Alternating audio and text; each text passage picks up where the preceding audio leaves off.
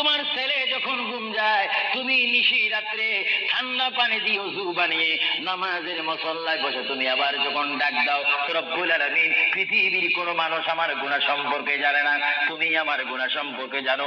আমি এমন গুনাহ করেছি আমার বিবি জানে না, বিবি গুনাহ করেছে আমি জানি না।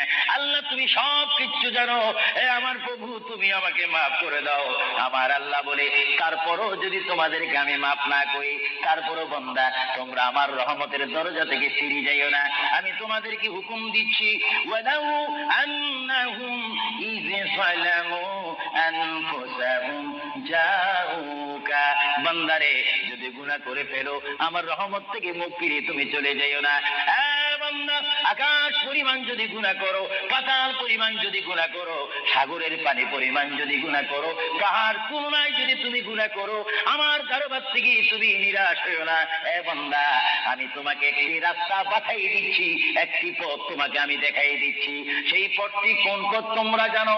ওয়ালাউ আন্নাহুম ইয যালামু আনফুসাহুম জাউকা, বান্দারে যখন তোমরা বরবাদ হয়ে যাবে তখন তোমাদেরকে একটা পথ আমি তোমাদেরকে দেখাই দিলাম, সেই পথটির নাম হচ্ছে আমার রাসূলের মদিনা। জনে বলেন সুবহানাল্লাহ।